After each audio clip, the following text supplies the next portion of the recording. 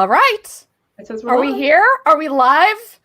Audience, say hello to the team. With the time delay, like when you're streaming. So now we have to wait for 30 seconds until we can go here. Right? Oh, that 20-second delay. Monologue, exactly. Right? All right. Hey, Sean, say yes or no. Do you hear me? I see people. You may be on the private chat tab as opposed to the comments chat. Oh. There we go. Hey, that's a total thing. Okay. Hello. Awesome. Say again, Marguerite. Sorry, I was just saying hi to people in the chat that I recognize. Hello, everyone. And Hello. Welcome to the CoNZealand Fringe panel genre podcast Beyond the Basics. I'm Jen, producer, co-host, and audio editor of the 3-time Hugo finalist fancast, The Skippy and Fanty Show, and also a professional audio editor.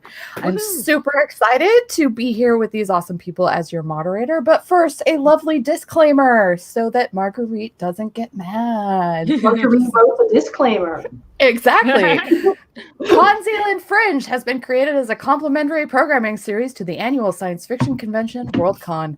All our live streams take place outside core CoNZealand programming hours and are not official CoNZealand programming items. CoNZealand Fringe is not endorsed by CoNZealand. And before we get into things, what this panel is about, the reason we are all here today. So this is Genre Podcast Beyond the Basics, but no one needs to ask what a podcast is anymore. But what differentiates an audio drama? Amazing, right? But what differentiates an audio drama from audio fiction, and are such distinctions even helpful to audiences? Why is audio presentation more prevalent among certain communities and genres? How do different podcasting formats facilitate critical analysis of books and media? Why aren't transcripts commonplace? And will we see that change in light of the new ADA lawsuit against Gimlet Media? So that is our topic today, but let's meet our panelists. It's like I love being game showy. It's my favorite thing. So we are going to start with Tonia. If you could tell us about your own work in podcasts and who you are and stuff like that. All right. Go for it. I'm Tonia Ransom. I am the creator and executive producer of Nightlight. It's a horror podcast that features creepy tales written by Black writers from all over the world. I've been podcasting for a couple of years now. I've wanted to start a podcast even before podcasts were a thing, because I was listening to old time radio and thought, hey, it would be really cool if we revive this. And then podcast came out and the gatekeepers kind of went away. And I think that's something really cool that we can talk about more later. Cool. Absolutely. Will, go ahead. Hi, so I'm Wil Williams. I am a podcast journalist and creator. So I write for outlets like Polygon. I've written for Vulture. I've written for Spotify, but I'm also a creator. I am the showrunner for the audio drama Valence. I work on Radio Drama Revival, which is an audio drama showcase and interview series. And I have a few other podcasts under my belt. That's a lot. It's a lot. I have clearly a lot of catching up to do in the audio drama world, which is why I'm just the moderator today. All right, Marguerite, go ahead. Okay, I'm Marguerite Kenner, along with my partner Alistair Stewart. We own Escape Artists, which publishes the Hugo finalist and oldest science fiction podcast out there, Escape Pod. I've been involved in podcasting for 6 going on 7 years now, and I do a lot in the community in terms of like education of business skills for creative teams. I've done a little bit of work with Tin Can Audio, some work with Rusty Quill, and a bunch of the other creative space. The reason for that is because I am a lawyer, and more importantly, I'm a data protection lawyer. So I try to use those skills in the creative industries. Fantastic. And Sheree, tell us about yourself. Hi, everybody. I'm Sheree. I am one of the co-editors for Podcastle, which is one of the branches of the Escape Artists podcast. We are the Dragon branch. I am a little biased. It is, I think, the best branch, but I'm not allowed fighting words. I'm not allowed to have favorites. So yes, I'm along with Jen Albert and Setsu Uzume. We're the editors at Podcastle. I'm also an author myself. I actually got into podcasts and audio fiction in general by way of wanting to be a narrator, and finding that I could do volunteer things like reading audio for volunteer projects, and then I found out about podcast stories, and then I ended up here. Fantastic. Once you join, you never leave. It's Yeah. just the way I'm great with that. Yeah. That's what I tell the Skippy and Fanty team. Once on the team, always family. We're like the mafia, except less crime. Hopefully. For now. For now. That Jen's going to say on air, yes. All right, so we're going to actually, we're going to start with the questions that Marguerite so kindly built into the panel description today. But I want to start with, even though this is a Beyond the Basics panel, I think it will be helpful to everybody if we actually establish the basics first. So, what does differentiate an audio drama from audio fiction, and are such distinctions even helpful to audiences? And I would like to start with Sheree on this one.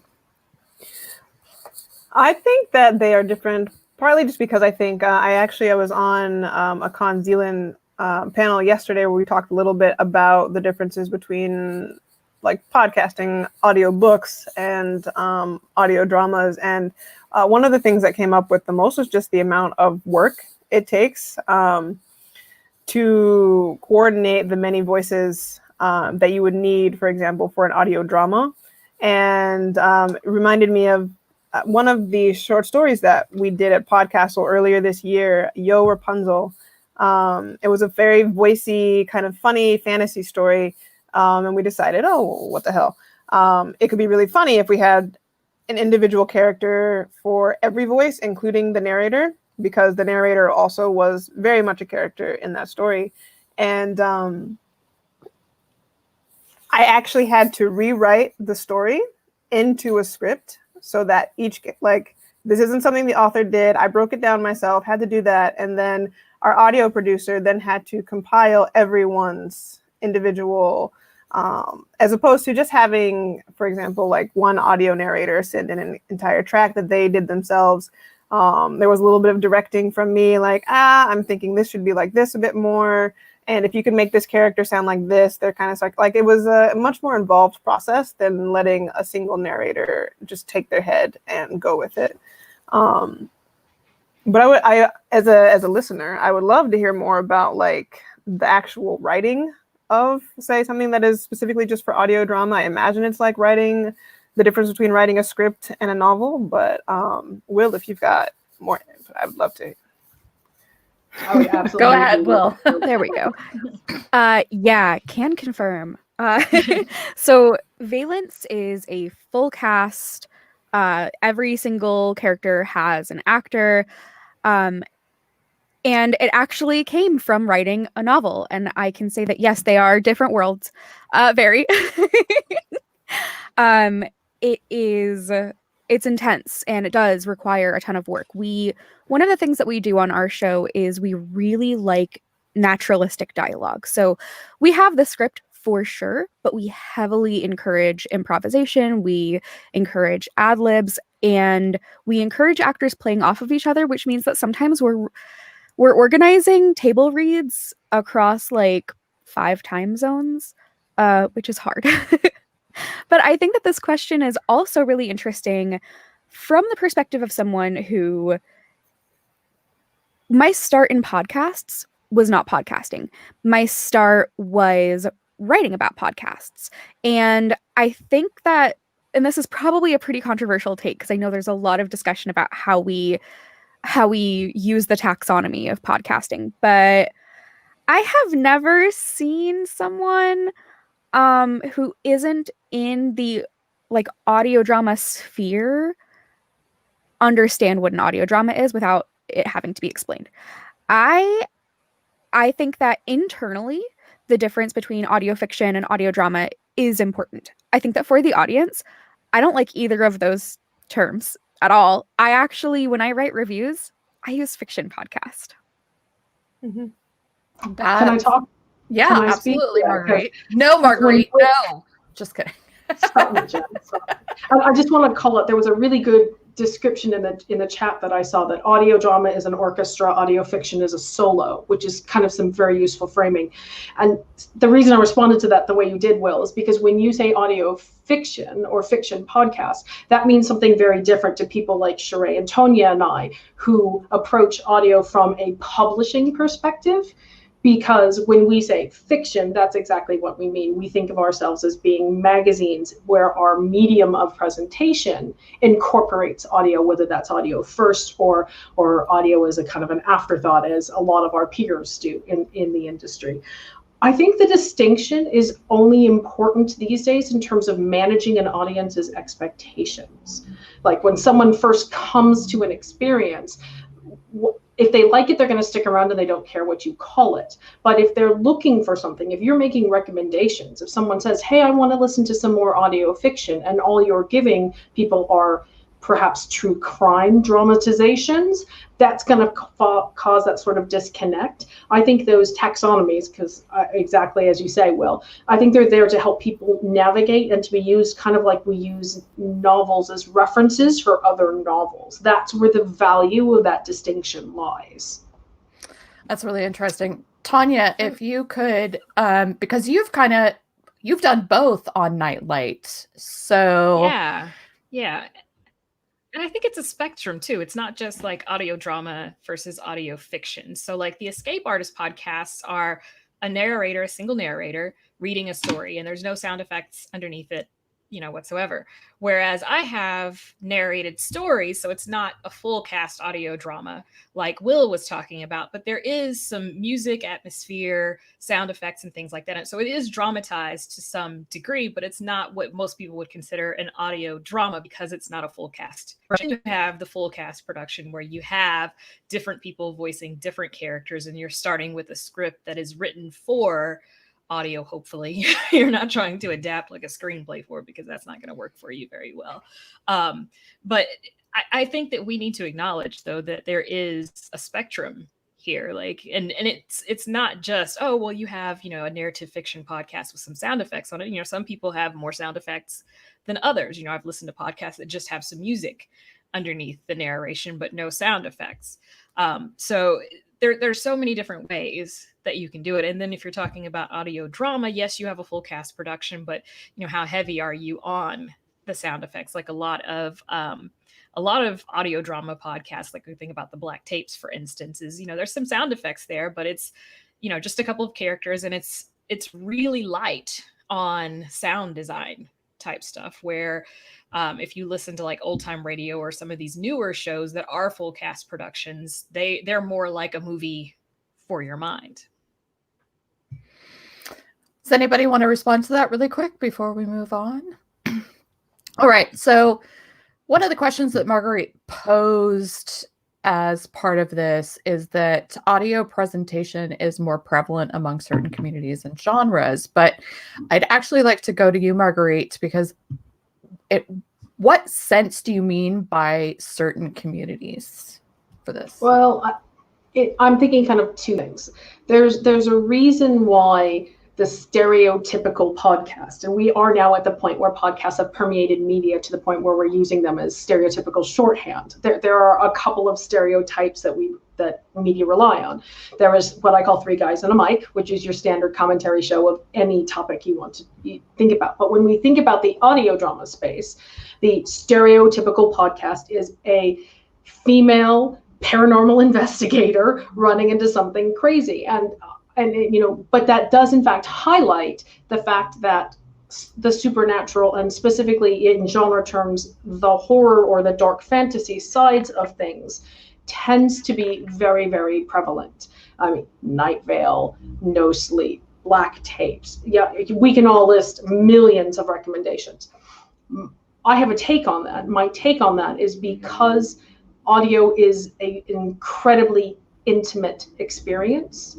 unlike watching a movie where you can close your eyes during the scary parts, you cannot close your ears during the scary parts. And, there's been great research done about how that forms parasocial relationships and why these audiences get to be so devoted and things like that. But that sort of genre presentation, the horror, the darker sides of things, really leverages the intimacy of an audio presentation, which is why I think it's so prevalent. And now I'm going to throw this to Will, because I know you have some really great answers about the community aspects of this. Go ahead. Yeah.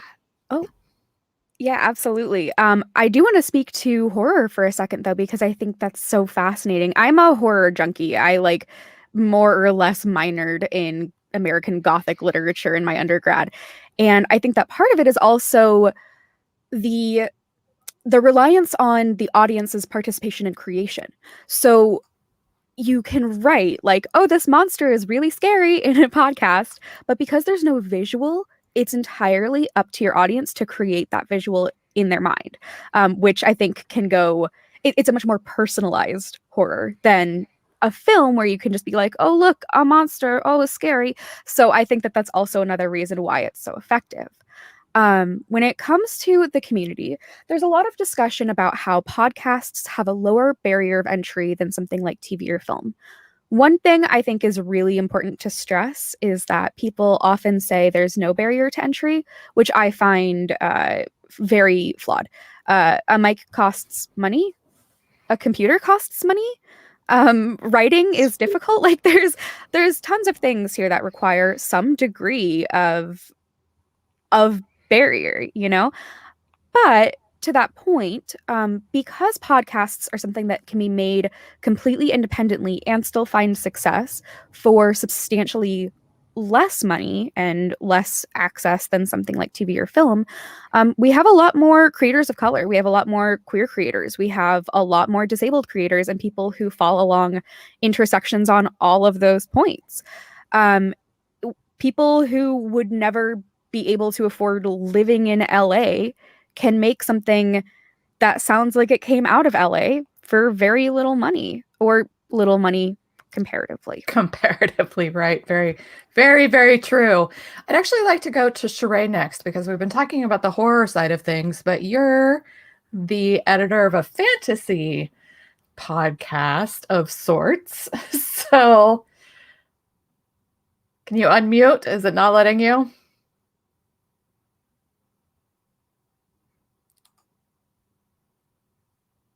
Oh no, it won't let me do it for you. Oh, okay. Well, should I take Got it. Oh, yay! Got it. Okay. Could you repeat the question? Sorry, it just vanished. So the horror and the fantasy side of the community. Got it. Well, first, I would just like to say I'm such a huge scaredy cat. So that's actually why I have not been able to listen to a horror podcast, is because the audio is too immediate. I can read a book or a story every now and then. I actually started reading The Only Good Indians, but I can only read it in the daytime. So it's just, I can't. So I have a lot of love for you guys, but if you can recommend me the scaredy cat version of some podcasts, just let me know. I can do that. As far as community and fantasy, I feel like the podcast community is actually really warm. I don't know if it's because I feel like Podcastle sits at a different niche than some of the other fantasy publications, but I feel like we try, I think, to publish stories that are not only literary fantasy, but kind of things that harken back to, at least to my my old guard fun days, not nostalgia per se, but things that are enjoyable but playful, like the Rapunzel story, for example. But I also think that it's not paywalled, and because we have a weekly stories, it allows them to come with us more regularly. I don't know if that actually holds up in truth, but it feels like that to me. Like that's part of our community building process, is that we are always there every week. And that we do have a variety of stories, mostly like we have some things for fun, some things for a bit harder emotional resonance punches, but yeah. Absolutely. And then Tonia, you're doing the horrifying side with sound effects. So it's like on one hand, extra horrifying, but I am a scaredy cat like Sheree, and I edit Nightlight, She does. and I add those sound effects. So And you scared yourself in the brave process soul. a couple of times. I too. literally scare myself, like, because I edit at night Yes. most of the time, and so I'm just like, what's going The on? number of times she sent me a message and been like, I just scared myself. It's pretty amazing. Like, I get a kick out of it so much. It makes me so happy every time I get one of those messages. I know she's scaring herself. When people listen to that episode, they're going to be scared too. So Exactly. It's great. It is tons. It's tons of fun for me to do it. But so I'm curious, in terms of like that intimacy, do you think that is either heightened by adding sound effects to something like a horror story, or does it pull the intimacy away? Like how do you fall on that question? I think it all depends on how well it's done. And nobody's perfect, right? You can put a sound effect in a story that pulls people out of the story. You can put a sound effect in a story that, scares people and really immerses them in the experience, especially when you're talking about binaural audio, where you have like a different sound in this ear and a different sound in this ear. So it sounds like somebody's walking towards you on this side, so it feels more real. But I think it's really important to consider that it's not just the sound effects, it's also your voice actor. There are certain people that have warmer, more intimate voices narrating these stories, and that's going to feel more immersive than someone who may not be as skilled at it. And then, of course, there's the writing as well. If you start with a story that's written for audio, it's going to feel more intimate than a story that's not necessarily written for audio. That leads me to the question of when choosing either an audio drama or a story, depending on what you're working on, is there something that you particularly look for in terms of its suitability for oral storytelling, either as a full cast or like even if it's not a script yet, even if you're just given a story? Is there something that might hook you in to a story that makes you go, this should be a full voice cast, as Sheree mentioned that they did on Podcastle? So what do you think makes a story perfect for a podcast? And Marguerite, I'll start with you. Audio listeners don't speed read. If you lose an audio audience, they're gone. You might get them to skip 30 seconds, and then they might pick it back up again if you've signposted that there's going to be like a content warning sort of item. Fine. But if you disengage with an audio audience, they do not re-engage. All the statistics and all the viewing shows. So especially in the short fiction realm, pacing is really important. No one is going to listen to a story that has a really significant emotional or pacing dip in the middle. You're just going to lose that particular group of people who are listening. The other thing to be really careful about, and going to your question about what takes a story to like be eligible or really elevate it for a full cast, is if the characters demand it. If the story is written in such a way that this character says, you know exactly what my voice is, and you just have to go ask that person and you're going to go do it right now, then as an editor, you go, okay, I know I'm going to treat this one special. And you have to have those little tiny kinds of hooks. Strong openings are very controversial, I think, in short fiction. Some people love them. Some people rail against them because they think that it motivates an author to not allow a story to breathe and develop in its own timing. And I think that's perfectly valid, and that's why there are dozens and dozens of short fiction markets, because some of those markets are in print, and those stories have an easier time engaging with its audience and its reader to have that breadth. In audio, if we do significant numbers of stories like that, we're going to lose audience, because if you don't hook an audience member on the first page or the first couple of minutes of a story, again, they're going to get bored, they're going to wander off, and they're not going to come back. So pacing is really key. Just the way a character leaps off a page is really key. There's also a couple of things that just absolutely are really hard to do in audio. Anything that involves playing with layout or color or font, like a lot of poetry relies on the physical location of the words on the page. You can't do that in audio. Likewise, homophones, puns that rely on spellings of words. If you have a very talented voice actor, you can pull that off. But the real art of audio fiction is not the story, and it's not the narrator, it's the combination of the two, and specifically the selection of that combination. And that can really take a great story to like otherworldly levels, or it can take a great story and make it awful if that disconnect is there. Absolutely. Sheree, I'd actually like to go to you next on this question. Yeah. So one of the things that Jen and I look for in particular, part of it is like another sort of thing that doesn't translate well is like we get a lot of stories that might play with time and memory, and we either have to edit them heavily for transitions, because visually it's really easy. Like you put your hashtag sign and then you just move on to the next scene and the other one. But it doesn't translate at all to audio without those, because like if you miss that like pregnant long pause, then your reader's just like, oh, well, now we're in this place and I have no idea what we're doing. But now the character is like 10 years old. Was it magic? Because we have magic, so we can't just assume that it was a time jump into a memory or something like that. So that's one thing that we look out for. But also just like I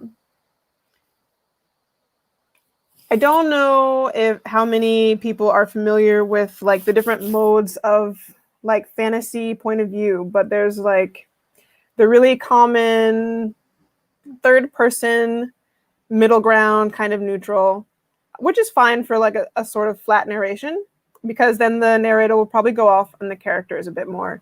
But then there are also third person narrations that are a bit closer to first person, and first person narratives, which are an entire character, or the third person narrators that still, they're the he, she, it that take on the personality of whoever's point of view you're in. And for those, they more readily jump out like, I know what kind of person we need for this. Or they might even urge us to cast someone based on the narrator instead. Like what we did with Your Rapunzel, like we knew that we needed a specific kind of reader for the narrator, like as a character itself. I think those are the two things that jump out the biggest for us. And then I think this is on our list of questions for later, so we can hit it later. But also just who wrote the story? Like, are we looking for, I think one of our recent casting calls was, there's a story about a South Asian person, and we didn't want to have a narrator who, for one, just couldn't pronounce the words, let alone just like have any connection to the story itself. Like we wanted to just unite those as much as possible. We can talk about that later. Sheree's skipping ahead. How dare! So Tonia, as someone with maybe less resources on Nightlight than escape artists, as for instance, how do you both pick a story? How do you edit it for going live, and how do sort of restrictions on who you can hire inform the stories that you're picking? Well, if I have a story that I like, when I get it, I will find an actor for it, or I will read it myself and do my very best to do that story justice. So I don't really restrict myself on, oh, do I have an actor that would be good for this particular story? The story always comes first. Like Marguerite was saying, pacing is super important. If at any point I'm reading that story and I kind of zone out, then I know, okay, this is probably not a good story for audio. Same thing, and if it's a first person narrative, I'm more likely to accept that kind of story because it does create a more of a feeling of intimacy with the listener when it's first person. But I really don't find that it's too big of an issue for me with limited resources. It's more of an issue of just time and figuring it out. I don't do a whole lot of editing on the stories to make them better for audio. I'm just picky about what I accept because I lack the resources to do heavy editing on any of the stories that I have. That makes perfect sense. And then Will, as a podcast critic and as someone who participates in audio drama, what would you like to say about this topic? Yeah, I am a big fan of things that are really ambitious with how it uses audio as a medium. A great example of this is a psychedelic noir podcast called What's the Frequency, which really could not exist in any other form. It is bizarre and strange and sometimes terrifying. It's horror adjacent without being horror. And what I love is that it uses audio to play with your sensory, to play with how your brain is processing the story. I love seeing things like this.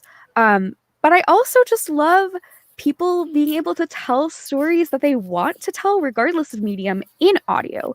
I love hearing how stories can be interpreted in this medium specifically. One thing I can say about this as the creator, the perspective of a creator, is when I wrote the book that Valence is based off of. Valence is an urban fantasy, and all of the characters who had magical ability, their magic was identified by color. And I was like, yeah, this is a great story to take to audio. Totally. But what we wound up doing is interpreting that as each character having a very defining audio source for that magic. So the main character Liam, his magic source is electricity. So we have, these crackles and this lightning when he casts, and we pull that into the characterization as well. We have a character who uses kinetic energy as magic, and her magic is very restrained and very refined because that's who she is. I think that any story can be in audio, almost any. It just really depends on what you want to do to convey all of those ideas in audio. And sometimes that's going to mean a lot of sound design, and sometimes it's going to mean a lot of silence, a lot of spaces, a lot of moments that are very quiet and very open. There has to be a lot of trust for the listener. Absolutely. And I have two directions that I can go with this, but I want to get back to what Sheree said about the voice casting. So, and I think it was Wyatt Snack, and I could not go back into the article because paywalls. Still mad about that. But I think he called it the oral blackface of voice casting. So how important is it to cast voice actors that actually match the characters in an audio drama? And how do you do that with narration? Do you match it to the writer? Do you match it to the main character? And given the conversation about own voices in terms of writing itself, does own voices also apply to voice casting? And Sheree, I'll go with you. I think, yes, it does. But I also think that this is I feel like I could talk for hours and I still don't even know what my own thoughts would be. It's very much still in development. But on the one hand, it's an opportunity thing.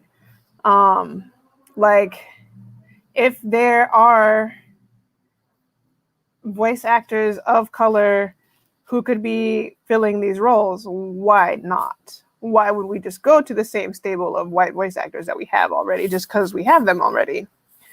On the other hand, what I don't want to happen is for it to be very much like own voices in print has dangerously become sometimes a performance. Like if I want a Black actress to do something, and I mean, I feel like I'm less likely to fall into this trap, but another editor choosing actors or something could think, oh, well, I need a Black girl who sounds Black. I'm like, well, okay, what does Black sound like? What are you trying to get at here? Or if I want a South Asian person to read this South Asian story, like, are readers going to be expecting a quote unquote Indian accent? Because that's another kind of like expectation of the exotic that goes on to own voices work that is very misplaced. So I think that's where the balance is for me. It's like leaning towards opportunity and the chance for people to be a part of making stories, but not becoming extra othering or exoticizing as well. Yeah. Absolutely. Tonia, since you cast entirely Black narrators and hire Black writers for your podcast, how do you feel about this topic? Well, I really wrestled when I first started Nightlight with whether I wanted the actors to be Black performers only or if I would open that up to anybody. And ultimately, I decided to go with Black voices specifically because Black writers were writing these stories. And I felt like people from that same cultural background were going to be able to do that story more justice vocally than someone who's not of that cultural background. Not that a white actor couldn't pull off, any of these stories. Like, absolutely, they could. But I think that in general, a Black person is going to be more likely to be able to give it an adequate voice, which means I don't have to send a narration back and say, sorry, I can't use this, and that sort of thing. And then, for me too, it was about opportunity. Black people in particular have been shut out of so much. That was part of the reason that I started Nightlight and it being, solely Black writers, was because there was a Fireside Fiction report saying that it was something like 2.5% of published fiction was by Black writers in genre fiction. And in America, that, Black people are 13% of the population. So, vastly underrepresented. So I wanted to lift up those voices. And I think that same sort of roadblock exists for voice actors as well. So I wanted to challenge myself also to find more Black voice actors and help raise their profile up in the process as well. Marguerite? I think what you can't do is you can't ignore the issue. Even if there's no particular right answer about whether the experience of the character or the experience of the writer should take prevalence when it comes to making voice selections. What you can't do is you can't just ignore the topic entirely, because there are intersections that are important. One of my favorite examples, and I hope she doesn't mind that I'm going to use her name, is a fantastic voice actress named Eliza Chan.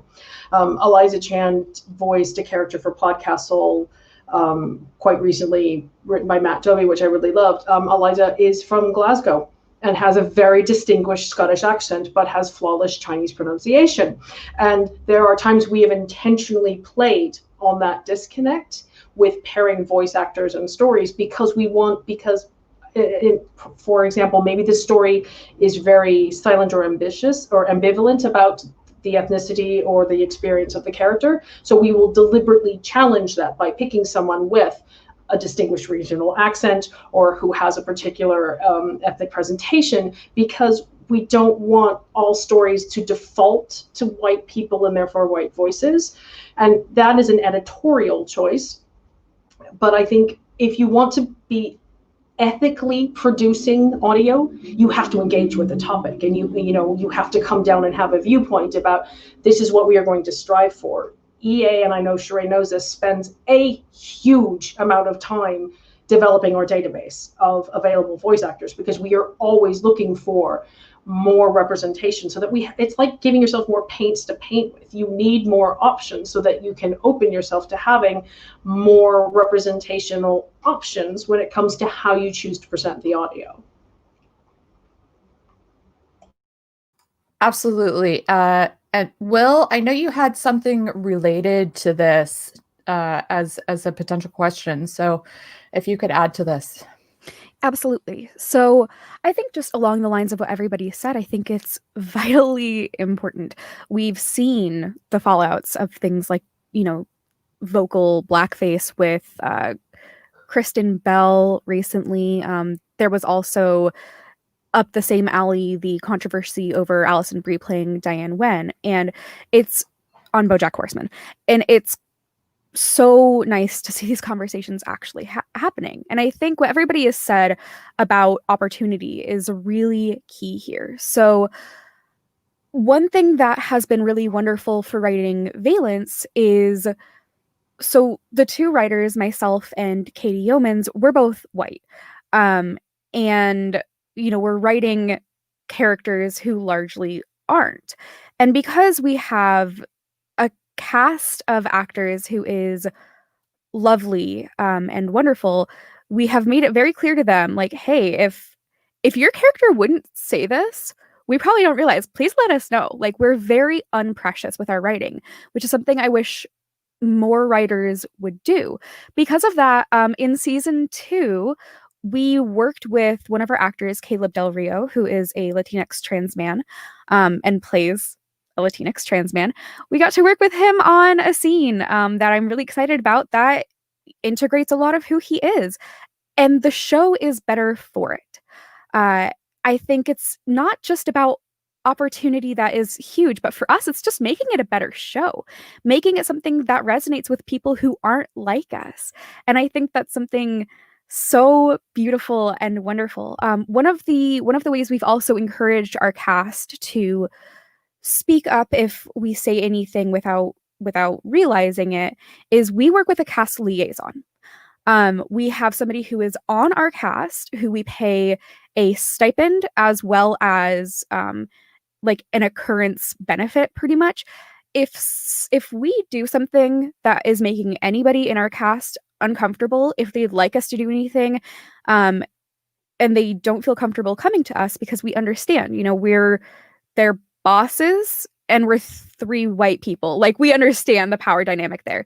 So instead of coming to us directly, they can talk to our cast liaison, who is a person of color, whose their entire role is to make sure we have comfortable, safe communication between us and our actors. Now, does that cost us more money? Yeah.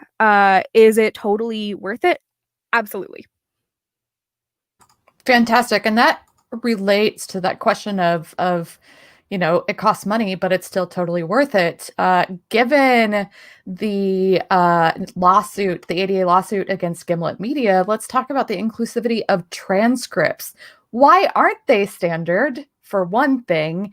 And will we hopefully see some changes moving forward in relation to that? And I'll start with you, Marguerite. So a little bit of context on this. Gimlet Media is a very big and probably hedge fund supported, venture capital supported giant conglomerate. Oh, look, podcasts exist now, so let's get in and milk them for money sort of market. Venture capital and also got bought out by Spotify. That's right, exactly. They were the subject of a lawsuit by the ADA, the American Disability Association, because their content was not accessible to the deaf and hard of hearing community. They did not provide transcripts for the material. It was filed very recently. It's less than 2 weeks old, so we don't know a whole lot about it, but Will covered it, the media covered it. We know that this is an issue that's now going to take prevalent. The answer to the question of why aren't transcripts more available is because nobody requires it. It's time consuming and it's expensive. That is not a barrier for people like Gimlet. They should know better, and they have the resources to do so, which doubtless they and their pockets are the reasons they were targeted for the lawsuit. but the concept is as prevalent in every single level of the creative endeavor. I know that, for example, Glittership spends a great deal of time and resource making sure that transcripts are available for their episodes. EA is in this kind of middle space where, of course, our stories are available as text, but we're working hard to create our website to have the capacity for our commentary to also be available in text, so that in this essence provides a transcript. It covers all of the content that's provided. But it's that barrier. It's, well, nobody said I had to. It's just a nice to do. And some communities will rely on that, and other communities will know that that's stupid and they should not do that and make it a priority. But that does have consequences for them in terms of those are resources that they may not be able to leverage in other ways. Yeah, this is the first time I'm going to say something, because I'm coming to this aside from purely a commentary discussion podcast, and we just cannot afford it. It's like I edit our audio and I want to be able to afford it. We're hopefully going to start using some of the less expensive programs to get there, but it's already a time intensive process just to, produce and edit a discussion podcast.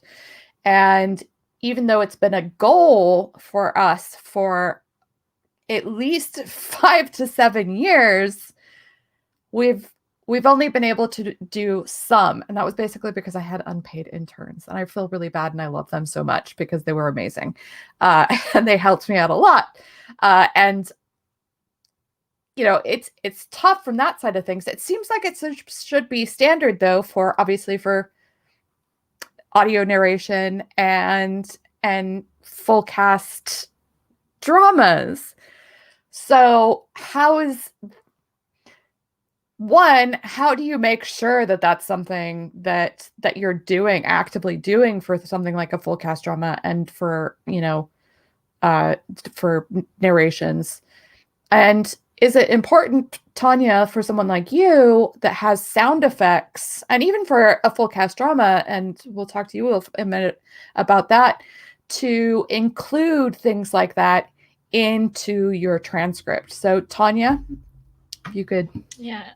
Right now I do have transcripts for the stories and the commentary that I have before and after each story, but I don't have the sound effects in there. And most of that is just a function of time. I'm usually working on the episode at the last minute, and I'm putting sound effects in at the last minute, and I just don't have time to add them. It's something that I definitely do want to do. When we do the full cast audio drama specials for Halloween, obviously the sound effects are in there because it's part of the script, and I just published the script itself as a transcript for the story along with commentary before and after. I think it is important to have the sound effects in there. But, again, I'm not part of the deaf or hard of hearing community, so I don't know for sure how important that is to that community. And, I would love to really have a conversation with someone from that community who is an avid podcast consumer and figure out, what would you like to see in transcripts that you don't see now? What kind of formatting is there that would help you consume this content easier? And right now, I don't have anybody to have that conversation with, sadly. Absolutely. Will, do you want to say something, add to this? I'd love to speak to that. Yeah. So there is an amazing podcast creator and advocate from the deaf and hard of hearing community. Their name is Cassie Josephs. They work with Maximum Fun, but they also make tons of other podcasts or on a ton of podcasts. And they have on Discover Pods an incredible resource on how to do your transcripts. It is amazing. And because it comes from the community, somebody in the community, we can trust it pretty well as what these should look like. Transcripts are something I care about a lot. My co-writer, Katie Yeomans, has an auditory processing disorder, and on a fan cast to do like a chat cast, I work with somebody who is deaf and makes podcasts, and the podcasts are amazing. This is something very near and dear to my heart. One thing about the American Disabilities Act that has always struck me as very disappointing, not for the act, but for how we care about the act is that it is not enforced unless somebody is sued. So oftentimes in America, we see this in as much as somebody suing a business for not having an accessible ramp, for instance, because this building has never had to care about people with disabilities, which I find devastating and repulsive. Now, granted,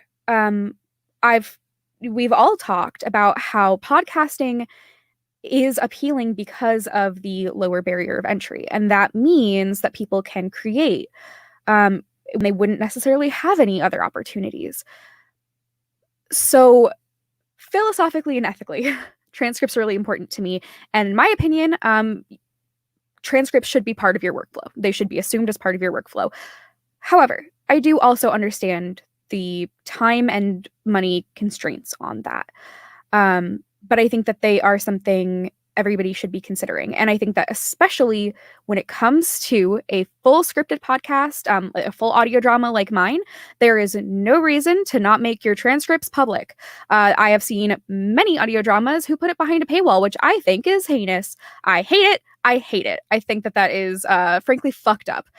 And for Valence, we like to make it as close to the experience of listening as possible. So we have identifiers for all of the sound design. We also even add in little like Easter eggs to the transcripts, little characterization moments. We add some character thought in there. We add descriptions of what the areas look like.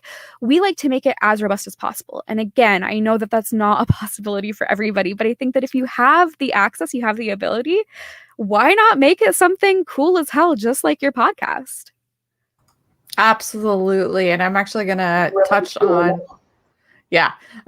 that in a little bit. But really quickly, because Marguerite just posed the question of, is providing a transcript considered an instance of digital publishing that might require a change in contract with the author? Sheree, I'm going to let you go first, but I know Tonia also has something to say about this, as having dealt with it. Well, yeah, actually, because I realized I didn't know if Nightlight has a print, online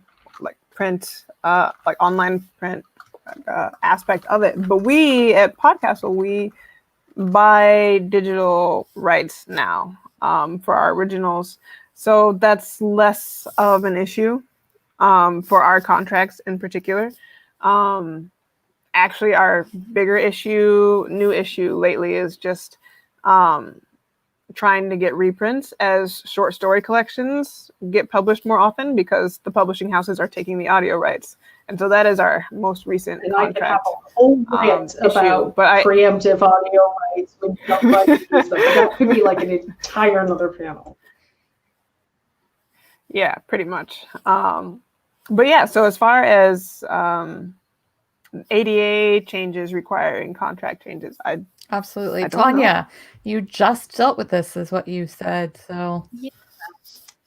So I buy 6 months exclusive audio and electronic publication rights for the stories that I procure. But I recently had a very prominent author who's very entrenched in traditional publishing, and we were worried that we weren't going to be able to publish a transcript for her story.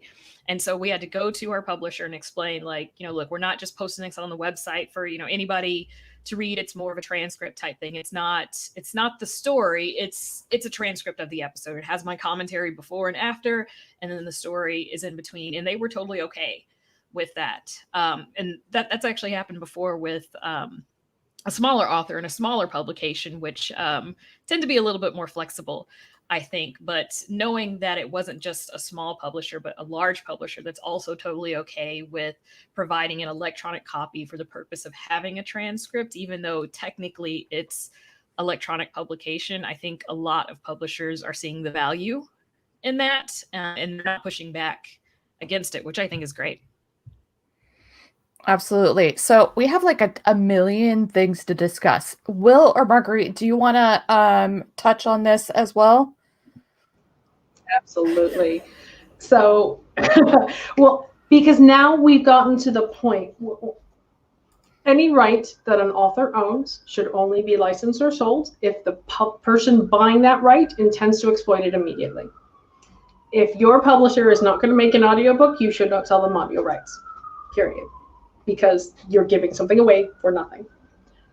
And we've seen how valuable this is now because we saw what Amazon tried to do with Audible. For those folks who don't know, what Amazon tried to do with Audible is they tried to claim that them providing transcripts of audiobooks was something that they were entitled. It wasn't transcripts of audiobooks. It was speech to text. They were reading the audiobooks and you could consume the media that way. And the reason I believe, and please keep in mind, I'm a data protection lawyer, I work in technology. The reason I believe Amazon is doing this is because they're trying to train their AI systems and they want a huge corpus of work from which they can train their AI systems. And they decided that the way they were going to do that is they were going to step all other authors' rights. So audio rights are important and they are very frequently packaged and assumed that they will go with things. And it puts, unfortunately, authors in the middle position where they might want to reprint a story to somebody like Podcastle, but their audio rights are owned by the publisher who's not going to do anything with them, but the publisher doesn't want to let them go because if there's a Hollywood option, Hollywood's going to want the audio rights at the same time. You just put the author in the middle. Like Tonia said, you have, as markets, as publishers, we have to do so much education with especially traditional publishers or even worse, the estates of authors about what digital publishing is, what audio publishing is there's no such thing as, well, you can just take it down in 2 years, right? It's like, no, this is the internet. Things don't go away from the internet. They're there forever. But you can't explain that to an agent because they want to just have a 5-year reversion and for you to take it down afterwards. It can be a lot to navigate. But yeah, that a whole nother panel. I know. I'm looking at the clock going, we theoretically only have 4 minutes. This is not enough time. But we can go forever, right? We can go as long as we want. No one's going to come in and bring a little sign that says we have to stop. I know. It's so amazing. As long as all of you are okay with continuing. Because, and I want to point out that question was actually from Gallery of Curiosities. So thank you for that question.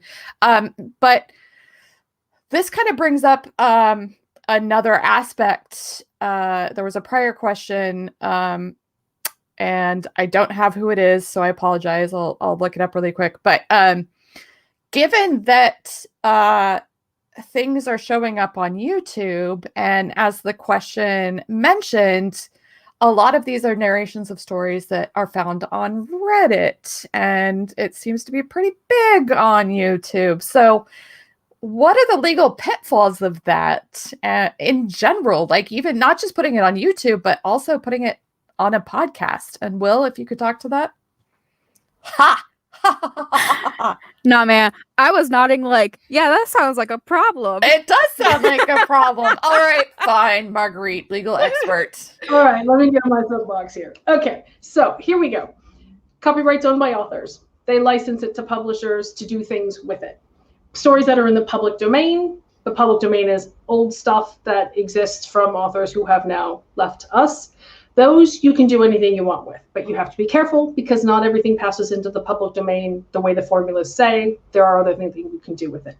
The safest way to build a YouTube channel where you want to do narration of fiction is to stay in the public domain because you're going to be solid. Nobody's going to come after you. The Reddit threads are great, and there is more and more fiction moving to YouTube. My partner, Alistair, runs a week where we do exactly that, and all of EA's content is now on YouTube as well. Yay, Libsyn, it just does it for us automatically. If you're a podcast, it's really easy to set up getting onto things like Spotify and YouTube and other channels, and I recommend it because if you're you only capture so much of every platform that you travel on. So as many platforms as you can be on, that's more audience you're going to be exposed to. So it is a good thing to take audio content into video markets, and it can be done pretty scalably and pretty easy, especially with some of the more sophisticated RSS distributors. But when you want to start using people's content and you don't have their permission, then you open yourself up to being told to take it down. If you do that with really big names, you can and will receive what are called cease and desist letters, and they can be very, very scary. If it's a small thing, and I'll give an example. Alistair serialized the very well-known creepypasta Search and Rescue, which was made available through Reddit and other places. The first thing we did is we reached out to the author to contact them and ask them for permission, because 9 times out of 10, if you can find the author and you can ask them and they say yes, you're done. Great, you have permission. It would be nice if you could pay for it, or if you could come to some sort of licensing arrangement. That's even better. If you can't do that, attribution absolutely should happen all the time, including pointing your audience consuming that story towards the author's various social media platforms. But if you don't get permission, then you start skating on thin ice. And some people have very high risk tolerances for that. I'm a lawyer. I have a real low risk tolerance for things like that. So you have to find where you're comfortable. And if you're comfortable saying, I'll take it down, I don't care, try to do the right thing, but then you have to decide whether or not you're going to be comfortable with proceeding. Absolutely. And I know Tonia uses public domain stories occasionally on Nightlight. Is that true of something like Podcastle? And I'm throwing you under the bus, Sheree, because your boss is right there. But I love that way. Perfect. No, actually we do. So I don't know how many of our devoted listeners have cracked the code, but we have roughly 1 or 2 originals, 1 public domain story, and 1 vault story, Tales from the Vault, so an old Podcastle story. And this past year, we got a whole new wave of stories into the public domain. And actually, I wonder if this is just like an era thing. I would love to do some research into it, but the fantasy stories back then have a much more blurred line with horror, and but also I can handle them a little bit better. So, but yeah, so we do publish about one public domain story a month, give or take, and so far, I mean, I don't know if Marguerite's gotten some scandalous emails, but I think we're in the clear. One scandalous email, and it was a Heinlein story that we had full permission to have up. We had the license and everything, but Heinlein's estate then sold the rights to a new movie. And so what happens is when Hollywood gets its hands on a new project, they do very extensive searches and send everybody cease and desists because they want to try and clear the SEO channels. And so we freaked out for a couple of days when we got that letter and went frantically scrambling. And then, so what we have now, the Heinlein story is no longer available. The audio is no longer available, but the post still exists on the page. It says this was episode blah. Our rights to use the story expired in blah. Mm. All right, Tonia, I know you definitely have something to add to this as someone who, fairly frequently uses these stories. So. Oh, I wish I had more public domain stories. I actually got the idea to use public domain stories from Escape Artists. I was talking to the editor of Pseudopod, and he was like, you should use public domain stories to help, boost your catalog, and, it saves you a little bit of money. The downside to that for me is that because I only publish work by Black writers, and everything that's in the public domain is, I don't know what year it is now, Marguerite, what is it, like 1923 or something in the United States? Because Black people weren't allowed to read or write legally until the late 1800s, and still, punished for it into the early 1900s. There's not a whole lot of work by Black writers, specifically for horror. There's a lot of work out there written by Black people, but a lot of it is race essays because that's generally what got published. So there's not a whole lot of public domain work that I can take advantage of, unfortunately. So that's actually like a big barrier for me yet. I mean, it's getting there, maybe Nightlight will still exist, 20 years from now when a whole lot of stuff I'm sorry, I wouldn't say that again, Marguerite. Of course it will. Of course it will. But yeah, so it's it's a challenge for me because I have to pay for everything that I publish, with the exception of a few. I might have 1 or 2 public domain stories in a year. So, big difference. It costs me a lot more money. I have to budget more. for that. So it is kind of a roadblock for me in a sense. Absolutely. Will, did you want to add anything to this? Or because I have a question that is related, sort of, kind of. We'll see. Nah, man, I work with a thing I wrote, and it's nice and easy and straightforward. I say we're allowed. Fantastic. So I'm actually curious because Tonia, Marguerite, you guys have done cross posting of stories. So how does that play into like the rights issue and whatnot? Well, for the story that I published with Pseudopod, we actually paid the author twice. So she got a payment from Nightlight and she got a payment from Pseudopod as well. I paid for the reprint rights. Pseudopod paid for the original publication rights. By the way, that story is by Danya Coles and it's up for a Splatterpunk Award in August. So I'm super excited. And it's our first and only Antichrist story that Pseudopod ever wrote. Episode 666. Yep. It was fantastic. Fantastic. It's a great story. But yeah, I mean, it was great. Like I saw a huge boost in people that found the show from it. So, doing like cross promotion in that way where you're, simultaneously releasing things is great. And the author gets like an additional payday if everybody's kind of doing the right thing. So it's pretty cool. Because it's an amazing story. Yeah. Absolutely. The benefits of being a bigger podcast. So thank you, Marguerite and EA for doing that. For Tonia, I'm really proud of them for it. Yeah, Sheree, did you have something to add? Yeah, I have a question about that. So the same story published at the same time. I was wondering, just like the audience bump, like, so do people listen to the same story? Does it just lead people to your other stories in general?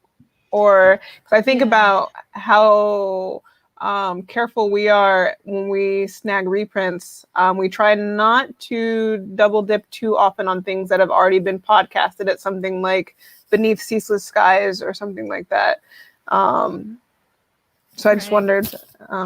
Yeah, for us, a lot of people actually listen to Nightlight. I don't have any insight into the Pseudopod stats on, how many people listen to that. It was mostly like conversations I had with people like, hey, I found you through Pseudopod. I listened to this on Pseudopod. And then they also listen to it on Nightlight because I do the sound effects and atmosphere. So the episodes are technically different. It's the same story.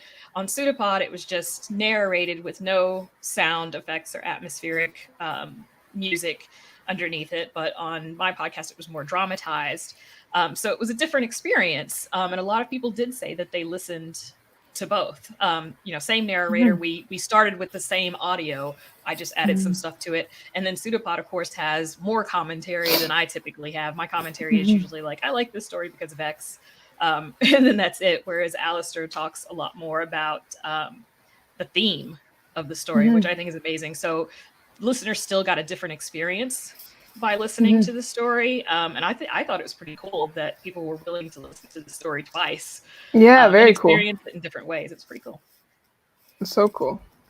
Speaking of experiencing things in different ways, so obviously we talked about covering all different types of platforms, like including your podcasts on YouTube, for instance, but this leads us to like the big thing, it's like audio dramas and narrative podcasts are very fertile ground for TV and movie adaptations and possibly so much more, right? Because, Welcome to Night Vale is like, it's turned into a multimedia empire.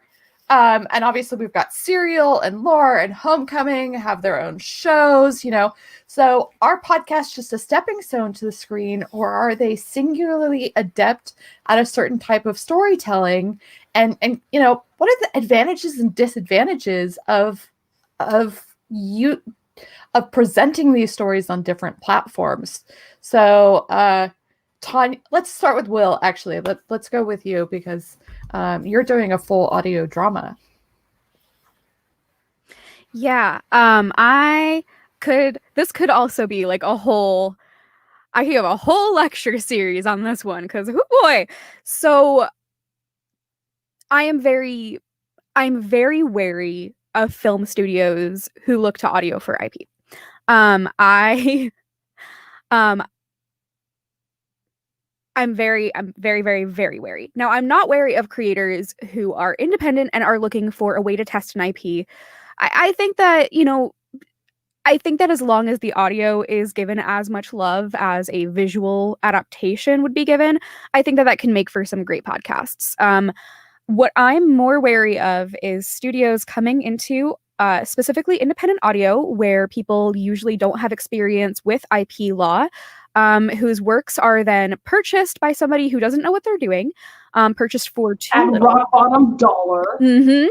Absolute bottom dollar. I think it's insidious, and it's happening quite a lot. Now, I think another issue, I actually just wrote on this issue for Hot Pod, the podcast newsletter by Nick Qua, who writes for Vulture. I wrote about the worries of how big budget studios are adding to the saturation of specifically audio drama, which is already a very saturated medium, and pushing out marginalized voices. We see things, for instance, like the partnership between Blumhouse, which is a huge horror film studio, and iHeartMedia. Yes. They partnered with the explicit purpose of, hey, let's test an IP, see if people like it, make it a movie. Which it's hard to say that it pushes out visibility for marginalized voices in audio drama, because I think it's easy to say, like, oh, well, people can just listen to 2 podcasts, right? But this comes into play when we talk about charts. So Apple Podcasts has charts for podcasts. Spotify just announced that they're doing charts for podcasts now. And if there is a big name attached to an audio drama, that's going to get a lot more attention. That's what's going to be charting. And so we don't see a lot of independent audio drama by marginalized voices charting, which I think it shows part of what makes this big budget presence insidious. And I think that a lot of it is not being made with the intention of making a good podcast. I think it's made with the intention of, will this make me money as something else? I do think that there are instances, though, where this can be amazing. I want to talk to your example of Welcome to Night Vale. For Spotify for Podcasters, I don't know if this article is, I think it might have been shelved, but I interviewed Jeffrey Craner of Welcome to Night Vale, who is an absolute delight. And we talked specifically about the recent Night Vale novel, The Faceless Old Woman Who Secretly Lives in Your Home, which is a character. If you've listened to Night Vale, you know the character. She's played by Mara Wilson. The novel is not what I was expecting from a Night Vale novel. It does not take place in Night Vale. It takes place largely in a fictionalized version of the Mediterranean, largely in like Italy and Greece. It focuses on this one character. It doesn't focus on other characters for Night Vale. Night Vale is only mentioned once, almost kind of in passing at the very end. But it feels of the world, and it feels of the podcast, and it does things in the written narration that are much harder to do in audio narration. When I talked to Jeffrey Craner, he mentioned, like, yeah, it's hard to write really long sentences for audio, but I can do that in a book, you know, and it sounded great. And it's a beautiful book. It's a perfect companion piece. So in my opinion, at least, if you're looking for your podcast to be adapted in some way, first off, know your rights. Oh my God, keep your IP. Please talk to an agent. Please talk to a lawyer. I know it's expensive. Who works for cocktails, please. Please. Like, one thing to know is that you have the IP. You have the power. You have what they cannot make. Only you can make the thing that you made. So treasure that and hold on to it and make them pay you so much. You deserve it. But then also, if you're looking for these ways to adapt your podcast, especially because, like, let's be real, podcasts aren't making us billionaires over here, but, like, yeah, you could make a lot of money making the TV show. So I feel you. Just make sure that what you're doing makes sense for that medium. You know, think about how it's going to change. Don't be precious with your writing. Think about if there are other stories in the world that you could tell that make sense visually. I think that's God, I've talked for so long, but I have a lot of feelings. I think that's where I stand on all of this. So I want to jump over to Tonia, because like this is an issue too of like, is an audio drama more suited for something like television, or can you successfully transition an anthology podcast like Nightlight to the big screen? Is that something that anthology podcasts should even try to do? Where do you fall on that, Tonia? And I kind of know, but you know. Well, first I kind of want to talk about like why podcasts are even being looked at by Hollywood. I think that right now in Hollywood, there's a very low tolerance for risk. That's why we're seeing so many reboots of, all of these successful properties from the past, and then the reboots kind of suck, but they think it's going to be super successful because, hey, it's a reboot of this, once super successful movie or TV show. But the great thing about podcasts is they have a built-in audience. So they've already basically given you a proof of concept saying this is going to work. You're going to have an audience that's going to follow this. And you're going to be bringing a whole bunch of viewers with you with whatever it is that you do. So Hollywood executives are looking at podcasts now, like actively combing through podcasts, especially ones that chart or that are super popular, to try to procure some IP that they feel like is very low risk. I feel like TV film is a very different medium than audio drama, right? I think that what they're looking at is the story itself. They're not necessarily looking, oh, okay, well, this is an audio drama versus a narrated story. How can we adapt this? Because really, you're going to have to adapt either one of those things. So it's not that they're going to discount, say, something that's like an escape artist story over something that Wil has done. Because it's all about the story and what kind of audience that you have. For me, in terms of like an anthology, like I would love to have that be a TV show.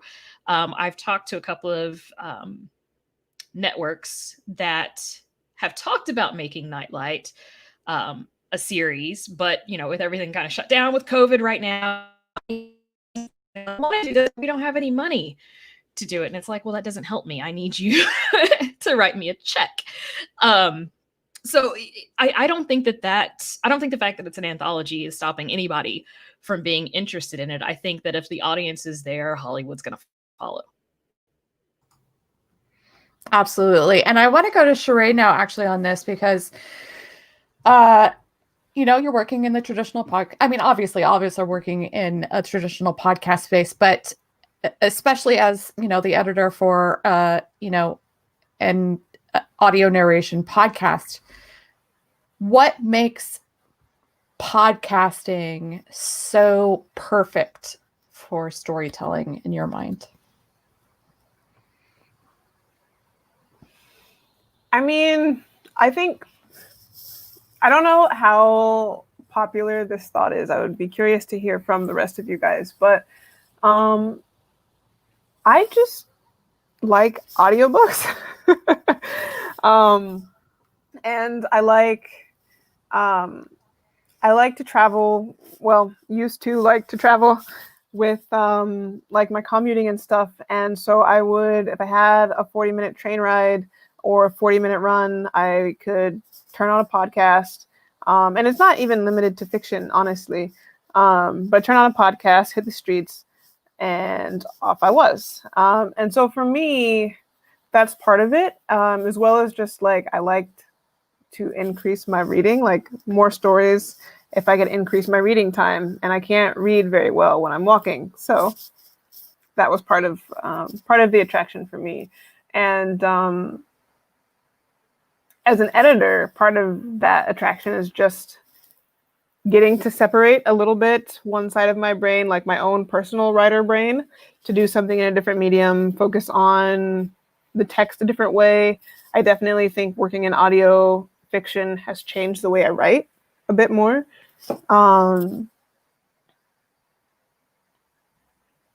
But Yeah, I don't know. I definitely think they're different. Like there's a joy to it that's different. That I like as much. Like I squee whenever I find a good audiobook with like the perfect narrator, and I feel the same way with the short stories. When I find them, whether it's a podcast story or somebody else's story. So absolutely. Marguerite, do you want to add to this? I wanted to go back to what Will had said about exploitation of Hollywood, and I will keep this very short. But what I'm really excited about now is that we're starting to turn the tails. We're starting to flip the scales on that. We have audio producers who are now getting to the point where they are big enough and they are known enough and they are confident enough that they are going to move into different media themselves. And I'm going to use the example of Rusty Quill. They've just signed with WME.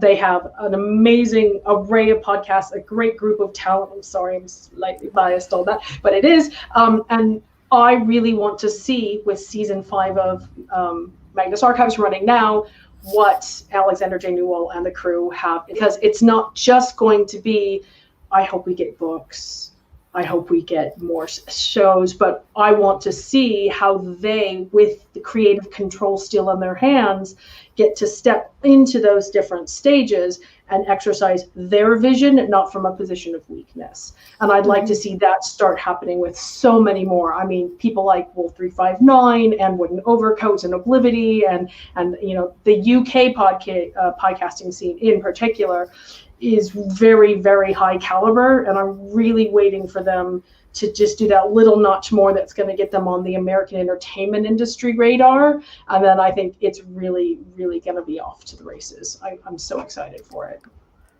Yeah, having just started listening to Magnus Archives, because I'm very late to all the audio drama. I'm very late to audio drama and narration game. Oh, so dude, didn't you say that you're a scaredy cat? I'm a scaredy cat. I have a very weird levels of scaredy cats. So we have to talk. Okay. I just started it though. I'm not there. Like, it's not too scary yet. I don't know. Maybe I've been right. Maybe I've been inculcated by Nightlight, because Okay, yeah. you know, it's like, how long have we been working together, Tonia? Like, it was like 2 years-ish. Yeah, about 2 years. Yeah, Yeah. you started not long after I started. I'm going to get from you in a couple of seasons in the middle of the night. That's all in exclamation marks. Yeah, but I think that you guys need to talk to your fan artist then, because I have a very different idea of what Magnus Archives is. It's like, I thought it was like the Magnus guy and the other guy, and they cuddle a lot at desks. According to the fandom, absolutely. Yeah. One of those guys they cuddle is over there. I know, our big teddy bear, Alistair. Oh, yeah. Okay. Yeah. But sometimes, terrifying body horror. That too. Yeah, it's a little bit of everything, you know.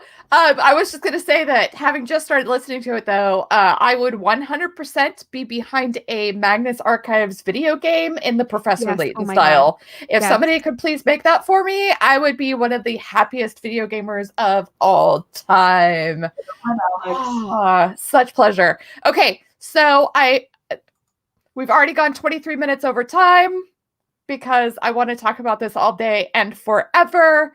Obviously, I'm kind of into podcasts, but let's kind of wind this down. So other than your own brilliant podcasts, what are your favorite 1 or 2 or 3 genre podcasts that are out there that you would specifically like to highlight? And if you could, do any of you have some that are outside of the Western world, outside the Anglosphere, that you can think of that you would like to recommend? And we'll start with Sheree. So I would like to suggest one, partly because I kind of like grew up with it, but I've been talking to people recently and they didn't know it. They're writers who were looking for guidance and tips without having to go to classes. And writing excuses is hands down my absolute favorite podcast. Classic. Yeah. And I haven't listened to it the last like season or two because I don't know, I just haven't. But anytime I feel like, oh, you know, I could brush up on this, that's where I go to listen.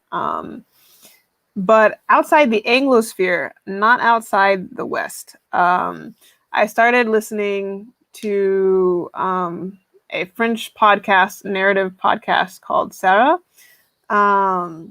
which is a sort of tech dystopia type thing. And I'm using it to practice the language, so you can't really trust my summary of it because I could be wrong. I could be missing some important key details. But this girl is looking for a job, and it's like she decides that, okay, whatever, I need to get out of my parents' house, so I'm going to go work for this tech firm, and then shit goes bad. Of course it does. So.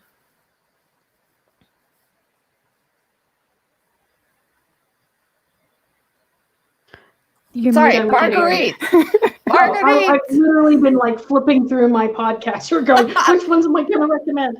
So I'm going to go with 3 different ones, and I'm going to change it up a little bit. The first is the Underwood Collection, which is a non-canonical fan project derived from the Magnus Archives, which is really fun. I like that a lot. Another one is called Red Valley. I'm not going to tell you anything about it other than it's 6 episodes long, and each episode is 20 minutes or under. So you don't have a whole lot of time commitment necessary to do it. And by the end of it, you will be screaming at me on Twitter that there's not a second season, and I will join you in your screaming. And then the third that I want to recommend is called The Well. No, The Well is a commentary show. It's hosted by Brandon Engines and Anson Mount, the actor who plays Captain Christopher Pike on Star Trek Discovery. Anson got into podcasting and has hosted an episode of Pseudopod and Escape Pod, I believe now, because he was bored on set. And so he would start interviewing people when they were sitting around. He has a very lengthy series with Ethan Peck. He has a long series with Doug Jones, which is absolutely fascinating. Him going into the history of how he got into playing creatures on movies. And it's just Anson exploring kind of the fount of creativity and how different creators like painters or scientists or actors come into the creative fields that they come into. I don't tend to like chat shows. I find they're a bit of a turnoff for me because when I want to be immersed in a podcast, I'm looking for a relaxing experience, and a chat show can be too much for me. Anson and Brendan chatting is very, very relaxing to me. It's not just that they have incredible voices and good talent with the microphone, but that they are honest and open and curious about exploring the subject matter, and I find that very engaging. Fantastic. Will? I've got 3 for you. So the first one I want to talk about is a full cast audio drama called Unwell. I've got the cover art. Is this going to work? Is this anything? We'll have to put I don't links in know. all the recommendations. More or less. Yeah. You know, it's vaguely brown. So I'll just put that aside. I thought cover art was going to help. Unwell is the story of a woman who goes back to her Ohio hometown and finds that things are much stranger than she thought. It is very much Midwestern Gothic. What I love about this podcast is, first off, the story is so captivating, so interesting. There's so much discussion of history and place and memory. There is such profound rumination on memory and the stories that we tell each other.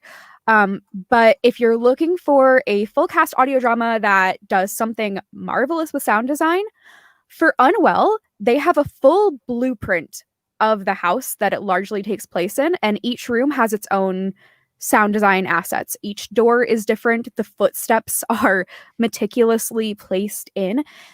It is so transportive. You are there. You are there with the scene. It is incredible. So if you're into something that has memorable characters, a full cast, something that is, yes, at times very spooky, but really, really good, Unwell, hard to beat. The next one I want to talk about is Childish. Childish is a musical podcast about a college-age student who is obsessed with Childish Gambino and wants to live the life of Donald Glover. So what he does is he enrolls at the university where Donald Glover attended when he was writing like 30 Rock, and he becomes an RA with the intention of starting his rap career. What's really wild is that so his character has a lot of like actual rap as you would have in a musical. But then there's also these like full-scale wild classic Broadway musical numbers. And also because he becomes an RA, there's a lot of discussion about power structures and if he is essentially a dorm cop. It's brilliant, it's funny, it's captivating, and the music slaps. So Childish is another great one. I also want to recommend a single narrator audio fiction called Vega. Vega is by Ivuomo Okoro. It is so fun. It is about a bounty hunter in the future and her various adventures. Ivuoma is the writer and the narrator, and she is so charismatic. Her voice is dripping with charisma. It is delightful. It's so fun. If you're looking for sci-fi and you're looking for something where the voice acting is just infectious in everything it does, Vega. Can't recommend it highly enough. That sounds awesome. And Tonia, last but not least. All right, so I have two. First one is Old Gods of Appalachia, which is like sort of folk horror-y, which is like super cool. It's creepy. It's more of like an anthology type podcast, but there's definite like theme running through it. Cannot recommend that one enough. Another really good podcast is Darkest Night, and that one is kind of an anthology podcast in that each episode can work as a standalone, but there's also kind of like this big overarching story. But the premise of it is that there's a way to recover memories of the recently deceased. And so each episode is someone that has died and what their memories are of their last moments. So both of those are amazing, amazing podcasts that I highly recommend. Well, fantastic. I want to thank you all so very much for being here today and going over a half hour over time because I wanted, like I said, to talk to you guys forever because there are not enough panels, as somebody said in the comments, about this subject. So hopefully we will have more at some point in the future. But for now, I want to thank everybody for joining us today. And I want to thank my panelists. You have all been amazing. Thank you, thank you, thank you. And we will try to get links up for everything that we have mentioned today, although it has been a lot in the description of the panel when we are through. So again, goodbye, everybody. We love you. Welcome to CoNZealand Fringe, and enjoy the rest of the panels that we have up ahead. Bye. Bye. Bye, everyone.